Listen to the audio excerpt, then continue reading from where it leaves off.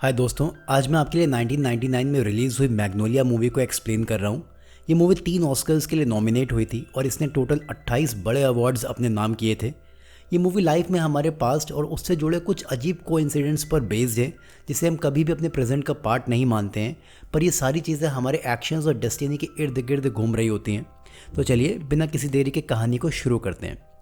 इस मूवी की main story के शुरू होने से पहले हमें कोइंसिडेंस के बारे में बताया जाता है और हमारे सामने 3 सच्ची कहानियों की मिसाल दी जाती है। सबसे पहला किस्सा है 26 नवंबर 1911 में हुए सर एडमंड विलियम के मर्डर का, जो कि ग्रीनबेरी हिल लंदन में हुआ था। और कोइंसिडेंस की बात यह है कि जिन 3 लोगों ने इनका मर्डर किया था उनका नाम था जोसेफ ग्रीन, स्टैनली बैरी और डैनियल हिल। यानी कि इन तीनों का सरनेम मिलाकर ग्रीनबेरी हिल बनता है, जो कि उस जगह का नाम था जहां ये खून किया गया था।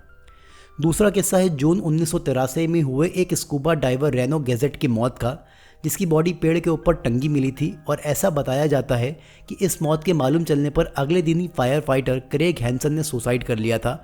और इसका कोइंसिडेंस ये था कि 2 दिन पहले ही क्रेग की रेनो से कसिनो में झड़प हो गई थी। रेनो 2 दिन बाद नॉर्मली पानी में था जब जंगल में आग लगने पर क्रेग हैंसन प्लेन चलाकर सबको रेस्क्यू कर रहा था। और इसी बीच पानी से लेकर पेड़ तक जाने के बीच में उसने रेनो को भी रेस्क्यू किया, जिसमें रेनो की जान चली गई थी। क्रेग को इस बात का सदमा लगा कि उसने पर्सनली अपनी लड़ाई के चलते रेनो के साथ ऐसा किया होगा, जबकि ऐसा कुछ भी नहीं था। पर यह कोइंसिडेंस क्रेग के दिल को छू गया था और उसने खुदकुशी कर ली थी। और अब आता है तीसरा सबसे यूनिक और इंटरेस्टिंग किस्सा, और ये होता है लॉस एंजलिस में 23 मार्च 1958 का, जब एक 17 साल का लड़का सिडनी बैरेंजर अपने अपार्टमेंट की 9 स्टोरी बिल्डिंग के टॉप से खुदकुशी करने के लिए नीचे कूदता है।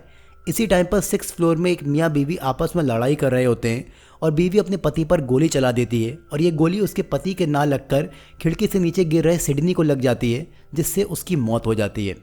अब सबसे इंटरेस्टिंग बात यह है कि ये जो मियाँ बीवी आपस में लड़ रहे थे, ये कोई और नहीं बल्कि सिडनी के ही माता पिता पाय और आर्थर बैरेंजर थे।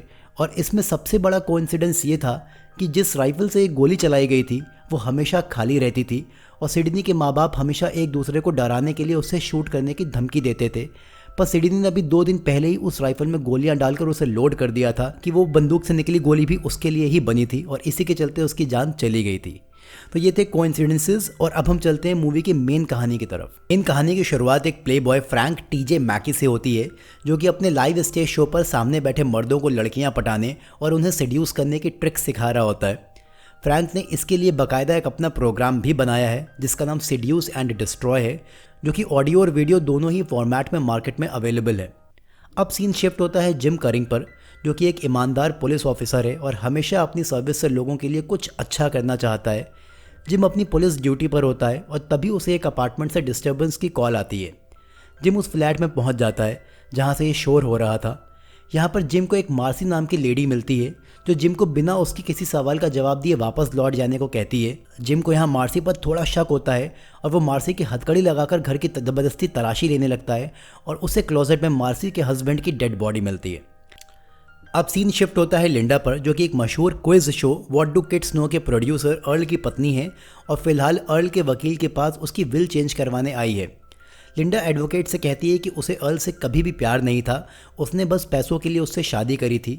उसने उसको एक बार नहीं बल्कि सैकड़ों बार दूसरे मर्दों के साथ सोकर उसे चीट किया है, पर आज उसके मरने के टाइम पर वो उससे प्यार करने लगी है और वो नहीं चाहती है कि अर्ल के मरने के बाद उसकी प्रॉपर्टी उसको मिले। इस पर वकील कहता है कि मैं इसमें फ़िलहाल बिना अर्ल के इंटरफेरेंस के कुछ भी नहीं कर सकता हूँ और अगर तुम प्रॉपर्टी लेने से डिक्लाइन कर दोगी तो वो ऑटोमेटिकली फ्रैंक के पास चली जाएगी। अब यहीं से ये सीन शिफ्ट होता है अर्ल पर, जो कि अपने घर पर बैठा होता है और कैंसर से अपनी ज़िंदगी की लड़ाई लड़ रहा होता है। यानी कि अर्ल अपनी ज़िंदगी के आखिरी दिनों में चल रहा है। अर्ल की देखभाल करने के लिए उसके पास एक फिल नाम का नर्स है, जो कि उसका बहुत ही ज़्यादा ख्याल रखता है। अर्ल ज़्यादातर तो बेहोश रहता है और कभी कभी ही होश में आता है और आज होश में आने पर वो फिल से कन्फेशन करता है कि उसने अपनी बीवी के कैंसर होने पर उसे और अपने 14 साल के बेटे को उनके हाल पर छोड़ दिया था और फिर लिंडा से शादी कर ली थी। अर्ल फिल से रिक्वेस्ट करता है कि वो उसके बेटे को एक बार उसके पास ले आए, वो मरने से पहले अपने बेटे को देखना चाहता है। अब सीन शिफ्ट होता है क्लॉडिया पर, जो कि व्हाट डू किड्स नो के होस्ट जिमी गेटर की बेटी है।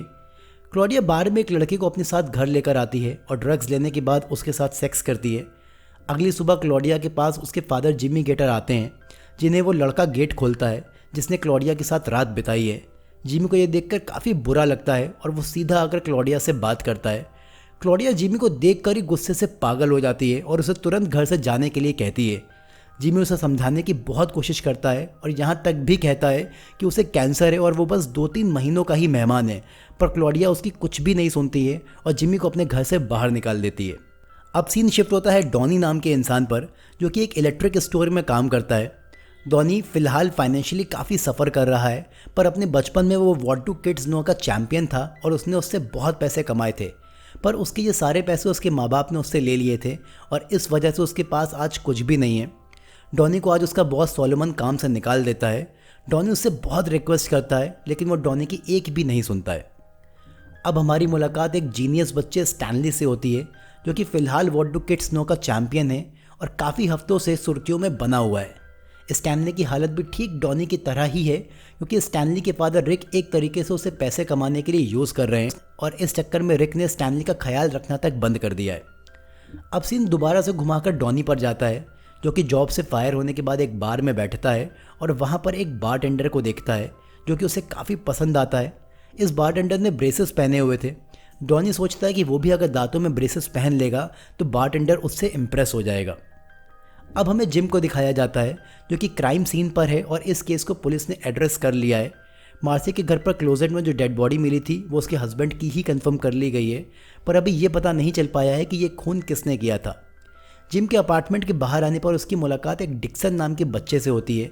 वो जिम से कहता है कि उसे पता है कि ये मर्डर किसने किया था और उसे बताने के लिए लेकिन कुछ पैसे चाहिए होंगे। जिम डिक्सन की बात पर यकीन नहीं करता है, लेकिन डिक्सन बहुत ही कॉन्फिडेंटली बोलता है कि उसे पता है कि ये खून किसने किया है। इवन डिक्सन यहाँ जिम को समझाने के लिए एक रैप भी गाता है, जिसमें वो किलर का नाम ले लेता है, पर जिम उसकी बातों को तवज्जो नहीं देता है और यहाँ से चला जाता है। अब सीन शिफ्ट होता है स्टैनली पर, जिसको उसके डैड स्कूल से पिक करने के बाद ही व्हाट डू किड्स नो के शो के लिए ले जाते हैं और यहाँ पर हम साफ साफ देख सकते हैं कि स्टैनली पर इसका कितना ज़्यादा प्रेशर डाला जा रहा है। शो शुरू होने से पहले जिमी गेटर अपनी वाइफ रोज से बात करता है और उसको बताता है कि वो क्लॉडिया से मिलने गया था, पर उसने उसे बेइज्जत करके वहाँ से जाने को कहा। अब ये सीन शिफ्ट होता है जिम के ऊपर, जो कि दोबारा एक पुलिस कंप्लेन मिलने पर एक लड़की के घर पर जाता है और ये किसी और का नहीं बल्कि क्लॉडिया का ही घर होता है, जो कि काफ़ी तेज़ म्यूजिक प्ले कर रही होती है। जिम जाकर दरवाजे पर नॉक करता है और क्लॉडिया अंदर ड्रग्स ले रही होती है। जिम के खटखटाने पर क्लॉडिया तुरंत ड्रग्स को समेटकर सामने वाली टेबल से हटाती है और काफ़ी देर बाद जाकर जिम को दरवाज़ा खोलती है। इधर अर्ल के घर पर फिल इधर उधर बात करके फ्रैंक तक पहुंचने की कोशिश कर रहा होता है, ताकि वो फ्रैंक को अर्ल से मिलवाने के लिए बुला पाए। और इस टाइम पर फ्रैंक अपने लाइव स्टेज शो से ब्रेक लेता है और एक जर्नलिस्ट को अपना इंटरव्यू दे रहा होता है। जर्नलिस्ट फ्रैंक से पूछ के फैमिली बैकग्राउंड से जुड़े कुछ सवाल पूछती है, जिस पर फ्रैंक उसको साफ साफ झूठ बोलता है कि उसके डैड अब खत्म हो चुके हैं और उसकी माँ एक रिटायर्ड लाइफ बिता रही हैं। लेकिन वो रिपोर्टर जब फ्रैंक को बताती है कि उसे उसके बैकग्राउंड के बारे में काफ़ी कुछ पता है, कि उसके पिता अभी भी ज़िंदा हैं और उसकी माँ कैंसर से ख़त्म हो गई थी, तो वो रिपोर्टर को ज़्यादा कुछ बोलने से पहले ही फ्रैंक उस पर बिगड़ पड़ता है और ये इंटरव्यू वहीं रोक देता है, क्योंकि वो नहीं चाहता है कि रिपोर्टर उसकी पास्ट लाइफ के बारे में बात करे, जो कि काफ़ी पेनफुल था और ये फ्रैंक की करंट इमेज पर सूट भी नहीं करता है। इधर जिम क्लॉडिया की म्यूज़िक धीरे प्ले करने की नसीहत देता है, पर इसके बाद वो वहाँ से जाने के बजाय क्लॉडिया से इधर उधर के सवाल पूछकर उससे बात करने की कोशिश करता रहता है। और काफ़ी देर बाद जब उसे कुछ भी समझ में नहीं आता है तो वो क्लॉडिया से आज शाम को डेट पर चलने के लिए कहता है, जिस पर क्लॉडिया शाम को 8 बजे मिलने के लिए तैयार हो जाती है। अब सीन आता है what do kids know game का, जहाँ पर स्टैनली बैक टू बैक हर सवाल का जवाब देता है, क्योंकि वो एक जीनियस है। पर अब यहाँ स्टैनली को टॉयलेट लगता है और वो शो के बीच में ही कोऑर्डिनेटर को बुलाकर उससे वॉशरूम जाने की परमिशन मांगता है। कोऑर्डिनेटर स्टैनली को समझाती है कि तुम अभी वॉशरूम नहीं जा सकते, थोड़ी देर में कॉमर्शियल ब्रेक आने पर ही जाना। स्टैनली काफ़ी देर तक तो अपने आप को कंट्रोल करने की कोशिश करता है, पर जब उससे और बर्दाश्त नहीं हो पा रहा होता है तो वो अपनी पैंट गीली कर देता है और थोड़ी देर बाद ही पिस्ड ऑफ हो जाता है और किसी भी सवाल का जवाब देने से मना कर देता है और ये गेम हारने लगता है। इसी टाइम पर शो के होस्ट जिमी को चक्कर आ जाता है और शो कुछ देर के लिए ऑफ एयर हो जाता है। रिक आकर स्टैनली से पूछता है कि वो सवालों का जवाब क्यों नहीं दे रहा है, पर ये मालूम चलने पर भी कि स्टैनली ने बैठे बैठे टॉयलेट कर दिया है, वो उससे कोई भी हमदर्दी नहीं दिखाता है, जो कि एक पिता के लिए ऐसी सिचुएशन में दिखाना ज़रूरी था। और स्टैनली को उल्टा डांट लगाता है कि वो कैसे भी करके शो पर पूछे जा रहे सवालों का जवाब दे। शो के दोबारा कंटिन्यू होने पर स्टैनली का मूड ख़राब हो चुका था और वो शो वहीं पर छोड़कर वॉशरूम के लिए भाग पड़ता है। अब सीन शिफ्ट होता है लिंडा पर, जो कि घर पर आती है और जब वो देखती है कि फिल फ्रैंक से बात कर रहा है तो वो उस पर बिगड़ पड़ती है और फ़ोन छीनने लगती है। ये चीज़ फ्रैंक के समझ में आ जाती है और वो शायद एक आखिरी बार अपने डैड से मिलने के लिए तैयार हो जाता है। दूसरी तरफ जिम क्लॉडिया के घर से निकलने के बाद अपनी ड्यूटी पर होता है तो उसे रोड पर एक सस्पेक्ट दिखाई देता है। जिम उसका पीछा करता है पर सस्पेक्ट यहाँ पर जिम के ऊपर गोलियाँ चलाता है, जिससे जिम को झाड़ियों के पीछे छिपना पड़ता है। लेकिन इसमें उससे उसकी गन खो जाती है। जिम के ढूंढने पर भी उसे उसकी गन नहीं मिलती है और वो तुरंत डिपार्टमेंट में फ़ोन लगाकर हेल्प मांगता है। पर इसी टाइम पर हम देखते हैं कि जिम की गन डिक्सन को मिल गई है और वो उसे उठाकर वहाँ से भाग गया है। इधर अर्ल के घर पर लिंडा फ़ोन काटने के बाद फिल पर बरस पड़ती है, लेकिन जब फिल उसे बताता है कि फ्रैंक को फ़ोन करने के लिए अर्ल ने ही कहा था, तब वो शांत होती है और फिल से माफ़ी मांगती है और इस चीज़ को समझती है कि अर्ल ऐसे टाइम पर फ्रैंक से मिलना चाह रहा होगा। इधर फ्रैंक जब दोबारा से अपने स्टेज शो को कंटिन्यू करता है तो वो अपनी स्टड पर्सनैलिटी को भूल चुका था और स्टेज पर उल्टी सीधी बातें करने लगता है, जिसे सुनकर ऑडियंस का मोटिवेशन लो हो जाता है। लिंडा अपनी लाइफ में अपनी गिल्ट को भूल नहीं पा रही होती है कि उसने अर्ल के साथ कितना कुछ गलत किया है और गिल्ट को फील करते हुए अपनी कार में बैठकर ड्रग्स का ओवरडोज लेकर सुसाइड अटेम्प्ट करती है। इसी टाइम पर लिंडा की कार के पास से डिक्सन गुजर रहा होता है और लिंडा को कार के अंदर बेहोश देखकर वो कार के अंदर बैठता है और लिंडा के पर्स में से पैसे चुराता है, पर डिक्सन जाने से पहले एम्बुलेंस को फ़ोन कर यहाँ पर बुला लेता है। अब सीन शिफ्ट होता है जिमी पर, जो कि शो खत्म होने के बाद अपने घर पर था और अपनी वाइफ रोज से कहता है कि वो एक बुरा इंसान है और उसने उसको एक बार नहीं बल्कि कईयों बार चीट किया है। अब यहीं से सीन शिफ्ट होता है क्लॉडिया के ऊपर, जो जिम के साथ डेट पर होती है। यहाँ ये दोनों एक दूसरे से सच बोलने के लिए कहते हैं। सबसे पहले जिम कहता है कि वो अपनी पत्नी को डिवोर्स देने के बाद 3 साल में पहली बार किसी के साथ डेट पर आया है और आज उसने एक सस्पेक्ट का पीछा करते करते अपनी गन खो दी थी और ये उसके लिए काफ़ी बड़ा फॉल्ट है। क्लॉडिया कहती है कि मेरी पास्ट लाइफ बहुत ही ख़राब है, मुझे नहीं लगता कि कोई मुझे एक्सेप्ट भी करेगा ये सब जानने के बाद। अगर मैं तुम्हें सब कुछ सच बता दूं तो क्या तुम मुझे एक्सेप्ट करोगे? जिम इस बात पर हाँ बोल देता है, जिसके बाद क्लॉडिया उसे किस करती है, लेकिन तुरंत वहाँ पर जिम को छोड़कर यहाँ से भाग जाती है। अब सीन शिफ्ट होता है डॉनी के ऊपर, जो कि उसी इलेक्ट्रिक स्टोर में चोरी करने के लिए जाता है जहाँ से उसे निकाल दिया गया है। डॉनी के पास कुछ सीक्रेट चाबियाँ होती हैं और डॉनी बहुत ही होशियारी से यहाँ पर लॉकर में रखे सारे के सारे पैसे निकाल लेता है। इसके बाद सीन शिफ्ट होता है फ्रैंक पर, जो फाइनली अपने डैड से मिलने घर पर जाता है। यहाँ फ्रैंक अर्ल के सामने जाता है, पर अर्ल अभी भी अपने होश में नहीं था। फ्रैंक यहाँ अर्ल को पहले तो काफ़ी कुछ उल्टा सीधा बोलता है, क्योंकि अर्ल ने उसके और उसकी माँ के साथ जो कुछ गलत किया था फ्रैंक उस पर बहुत ही ज़्यादा गुस्सा था। पर फ्रैंक भी यहाँ इमोशनल हो जाता है और अर्ल के सामने फूट फूट कर रोने लगता है, जो कि उसकी करंट पर्सनैलिटी से बिल्कुल अलग है। कि वो अपने फॉलोअर्स को स्टड बनाने के लिए समझाता है कि वो अपने पास्ट को भूल जाएं और प्रेजेंट में एक शेर की तरह जिए। अब एक बार दोबारा हमें जिमी को दिखाया जाता है, जो कि अपनी वाइफ रोज़ को बताता है कि उसके सीने में ये गिल्ट भरा हुआ था, इसलिए उसने आज उसको ये सब बता दिया है। और अब रोज़ उससे पूछती है कि मुझे ये बताओ कि क्लॉडिया तुमसे बात क्यों नहीं करती है। जिमी पहले तो उसको बताना नहीं चाहता है, पर रोज़ के प्रेशर करने पर वो बताता है कि लगभग 10 साल पहले उसने क्लॉडिया को मॉलेस्ट किया था। ये सुनते ही रोज़ की आंखें फटी की फटी रह जाती हैं और वो जिमी को अकेले मरने के लिए छोड़कर घर से निकल जाती है। जाहिर सी बात है, जिसने अपनी बेटी को ही मॉलेस्ट कर दिया हो उसके साथ कौन सी पत्नी रहना चाहेगी। इधर डॉनी सक्सेसफुली पैसे चुराकर कार से भाग रहा होता है, पर उसे अपनी गलती का एहसास हो जाता है कि उसने पैसे चुराकर गलत किया है और अपनी गाड़ी दोबारा इलेक्ट्रिक स्टोर की तरफ घुमाकर पैसे वापस रखने के लिए जाता है। लेकिन इस बार वो चाबी जिससे जॉनी ने मेन डोर का लॉक खोला था वो काम नहीं करती है, तो डॉनी दीवार पर चढ़कर स्टोर के अंदर जाने की कोशिश करता है। इसी टाइम पर जिम भी वहाँ से गुजर रहा होता है और डॉनी को दीवार पर चढ़ता देखकर उसे रोकने के लिए जाता है, पर तभी जिम की गाड़ी के शीशे पर 2 मेंढक आसमान से आकर गिरते हैं। जिम के ये समझ में नहीं आता है कि ये कहाँ से गिरे हैं। जिम जैसे ही अपनी गाड़ी से मुंह बाहर निकालकर आसमान की तरफ देखता है तो उसकी आंखों को यकीन नहीं होता है, क्योंकि आसमान से 1 नहीं 2 नहीं बल्कि हज़ारों लाखों मेंढकों की बारिश हो रही होती है। क्लॉडिया घर वापस आने के बाद ड्रग्स ले रही होती है और तभी वो भी आसमान से गिरते मेंढकों को देखकर घबरा जाती है। रोज़ की कार भी क्लॉडिया के घर के पास ही जाकर ठुक जाती है और तभी जैसे तैसे करके वो क्लॉडिया के घर तक पहुंच जाती है और उसको संभालती है। फिल भी अर्ल के घर के बाहर मेंढकों की बारिश देखता है। इसी टाइम पर अर्ल को कुछ सेकंड्स के लिए होश आता है और वो फ्रैंक को दिखता है और फिर अपना दम तोड़ देता है। लिंडा को हॉस्पिटल ले जा रही एम्बुलेंस भी मेंढकों के गिरने से डिसबैलेंस हो जाती है और आगे जाकर गिर पड़ती है। इधर जिमी अपने आप को एक बुरा इंसान मानकर अपने घर पर रखे रिवॉल्वर से अपने आप को शूट करने जा रहा होता है, पर तभी एक मेंढक छत से जिमी के ऊपर गिरता है, जिससे रिवॉल्वर की गोली सामने रखे टीवी पर जाकर पड़ती है और वो फूट जाता है और जिमी की जान बच जाती है। इसी टाइम पर जॉनी जब इलेक्ट्रिक स्टोर की दीवार पर चढ़ रहा होता है तो एक मेंढक उसके चश्मे पर गिरता है और वो औंधा ज़मीन पर उल्टे मुंह गिर पड़ता है, जिससे उसके दांत टूट जाते हैं। जिम जैसे तैसे जाकर डॉनी को उठाता है और उसकी मदद करता है। स्टैनली भी अपने घर पर पढ़ाई कर रहा होता है और जब वो फ्रॉक्स की बारिश को देखता है तो उसके अंदर भी यहाँ पर कुछ ना कुछ चेंजेस आ जाते हैं। फ्रॉक्स की बारिश हो जाने के बाद से काफ़ी चीज़ें नॉर्मल हो जाती हैं। अर्ल के घर पर अर्ल के साथ उसका कुत्ता भी मर गया था। इसी टाइम पर हॉस्पिटल से लिंडा के लिए फ़ोन आता है और फ्रैंक उसे देखने के लिए हॉस्पिटल जाता है।